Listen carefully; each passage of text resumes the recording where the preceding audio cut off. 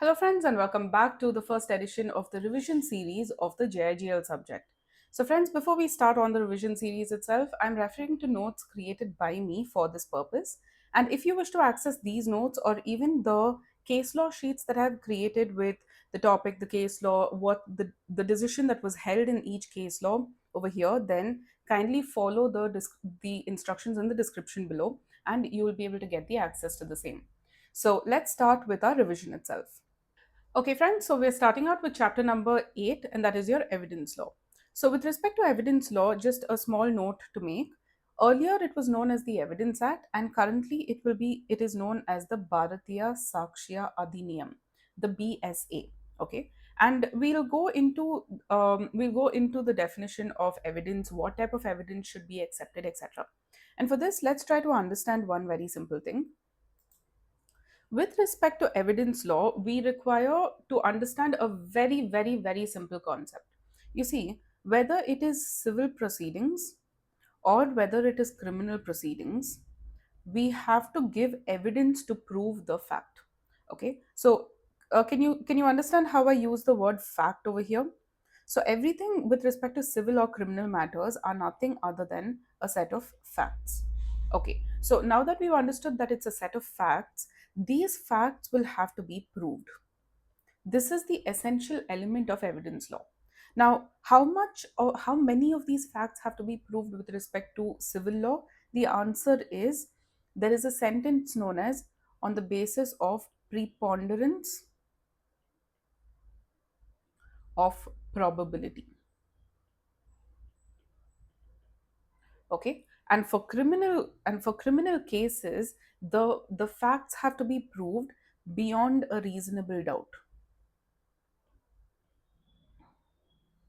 This is something that you all should keep in mind when you are studying evidence law.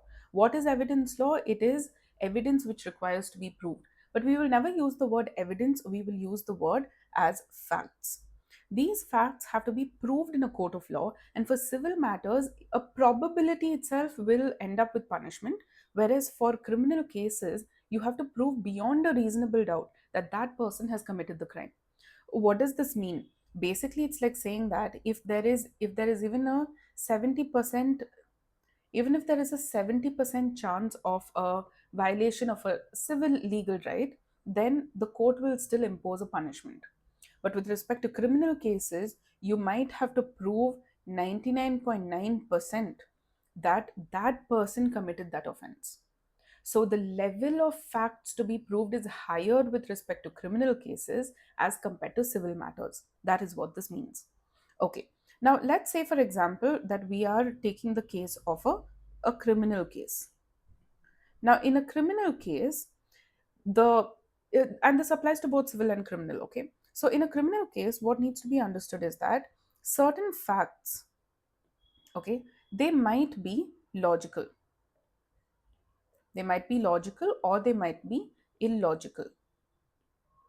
So if it's illogical, then we do not have any place. It has no place in with respect to a civil court or a criminal court.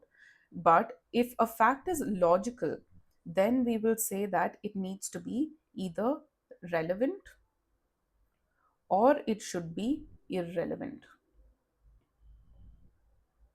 Okay. Now, if it's irrelevant, then again, the court will not consider it. But how do we know if something is relevant or irrelevant? That is what we're going to be looking at with respect to our evidence law.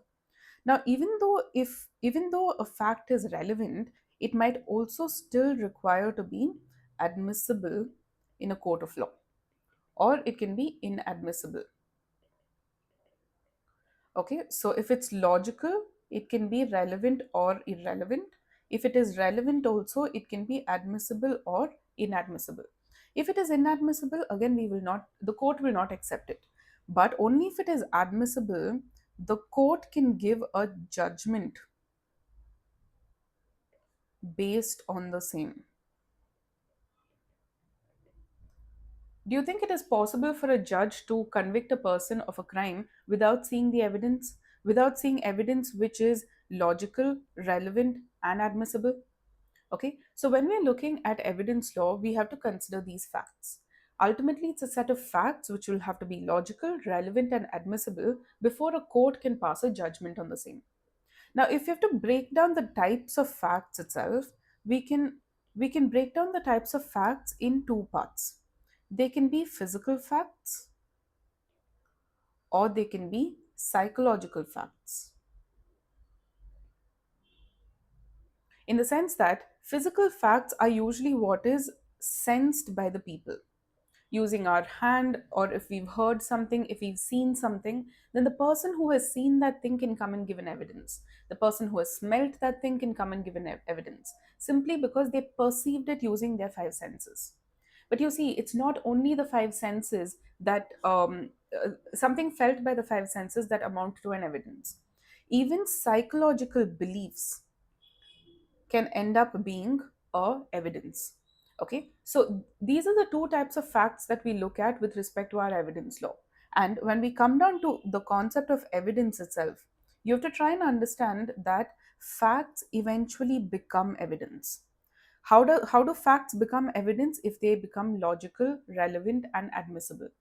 So now that we have evidence, evidence itself can be of multiple types. One is that it could be documentary evidence, it can be oral evidence. So, documentary evidence could be given in the form of documents, physical copies of documents. Okay, so I'm just going to write physical docs. It can even be electronic records. And this has been brought in by amendments after the IT Act has come in. So, documentary evidence can be both physical as well as electronic records, whereas oral evidence is nothing other than brought in through witnesses. But you see, there's one small problem. None of us remember what we said 1 week ago, or 1 month ago, or 1 year ago. And here, witnesses may have witnessed something many years ago, or many months ago, and they may not remember the same. So, how to ensure that the witnesses coming and giving oral evidence are able to, or at least the court is able to keep track of their witnesses? Sometimes these witnesses will end up giving an affidavit. They will record their oral statements in a written form, and that is what we call as an affidavit. And once it becomes a written form, does it automatically become documentary evidence? Well, that's not exactly the best way to put it. But an affidavit is usually given by witnesses of their oral statements, wherein they sign saying that I admit to the best of my knowledge that this has happened. Okay, and we can see clearly that this is documentary and oral evidence. Great, but are these the only types of evidences that is there? No, because evidence has another layer. Evidence can either be direct, or they also call it as primary evidence, or it can be indirect evidence, and also known as circumstantial. What do both of them mean? Well, with respect to direct evidence, it's like saying that this evidence will automatically prove either the guilt of that person or that situation. Whereas indirect evidence is coming in a roundabout way. Now, if I have to give an example, with respect to the example, we can look at it this way. In our example, there is a room. Um, there is a room with a CCTV camera inside the room. Okay, so if anything gets stolen inside this room, then the CCTV camera will capture the whole thing correctly. So the CCTV will be able to see that this person entered at this time and can be seen taking something out of the bag and exiting the room at the exact same time. This becomes an example of a direct evidence because it clearly shows the violation that is happening. But with indirect evidence, what will happen is the theft may have happened inside the room. Okay, in both cases we are assuming that there's a theft. The theft happened inside the room, but the CCTV was outside. So what does this show? The CCTV will probably show people entering and the exit, but we cannot see what is happening inside. So 10 people may have entered and exited, and now we don't know who may have stolen the item. We may not be able to understand, okay, the item was stolen at this time. So it becomes a very circumstantial way of arriving at evidence. Where there is a direct evidence, it is the best in law. But where there is indirect evidence, it is subjected to certain rules. So, friends, we have already understood again, and just to recap, everything is a set of facts. Whether the most important facts or they are supplementary facts, everything is a set of facts. Facts eventually become evidence, okay? And once it becomes evidence, then we can see that it is either it's either documentary, or it is oral, or it is direct and primary, or indirect and circumstantial. But you see, friends, I still haven't clearly told you that facts itself can be of multiple types. And we've seen that facts, yes, they can be physical facts, or they can be psychological facts. But you see, facts, they can consist of two: the main facts, okay, and even supplementary. Now, where do you see these terms in your textbook? The answer is you don't really see it, but this is easier in terms of understanding. You see, the main facts are known as facts in issue, okay? And the supplementary facts will also be known as relevant facts. So say for example that we have, let's take an example over here. Let's say that there was a theft. Okay, so with respect to the theft, what can we ask is the main question.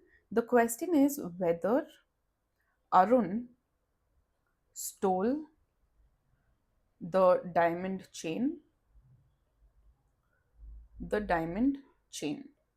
This becomes the fact in issue. Okay, or this becomes the main issue in question. Sorry, my bad. This becomes the issue in question. So the fact that, okay, now let's look at the facts. The main facts, or the fact and issue, will be that Arun was found holding a diamond chain during checking by the police.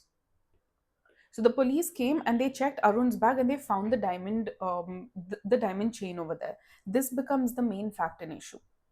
But you see, this fact can either be proved by the prosecution, or it can even be disproved by the defendant.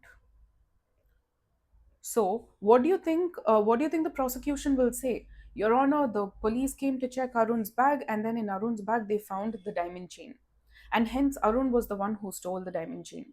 Correct? But then on the other side, the defendant will also come and say, Your Honor, I have no idea how the diamond chain came into my bag, but I did not steal it. And the fact that he left his bag unattended for almost half an hour can show that someone else may have put the diamond chain inside his bag. Now, look at how two conflicting facts are coming up. So, ultimately, whatever the prosecution is proving is still facts. Okay, what the defendant is disproving is also facts. So, what I'm trying to get at is, see, facts can be the main fact in issue. That is, Arun was found having a diamond necklace in his bag. But every other fact that is either proving this point, sorry, is either proving the main fact and issue or disproving the main fact and issue will become relevant facts. Okay, so friends, this is how you need to approach evidence law. And let's just do a very quick recap over everything that I've said so far. Again, we are starting back with the concept of facts. Facts can either be physical facts or it can be psychological beliefs. Now, a fact will become evidence through the process of it being logical, relevant, and admissible. If either one of these are not applicable over here, then it will not become an evidence. It will not become an evidence accepted by the court, because ultimately an evidence has to be logical, relevant, and admissible before the court can give a judgment based on the same. But you see, we'll continue on with facts itself. Facts can be the main fact in issue, or it can be supplementary facts, which are known as relevant facts. In fact, even to support these relevant facts, you might bring in more facts. Okay, so ultimately, when we look at the fact in issue, it answers the main question in main point in question. And every other fact can either prove or disprove the main fact in issue. Okay, now that we've understood facts, we'll come back to the concepts of evidence itself. Evidence can either be documentary, which now includes both physical evidence as well as electronic records, and oral evidences, which is basically witnesses. And witnesses will sign an affidavit to ensure that their oral statements are actually recorded in the proper manner. But evidence is not just documentary and oral, it should also be direct or indirect. Direct evidence is also known as primary evidence, and indirect evidence is also known as circumstantial evidence. With respect to direct evidence, it is a clear evidence showing the person has either committed the offense or has not committed the offense. Whereas an indirect or circumstantial evidence is only giving a probability. And therefore, with respect to direct evidence, the court will usually punish. The punishment will be immediate. The court might punish immediately with respect to direct evidence, but with respect to circumstantial evidence, that may not be the case.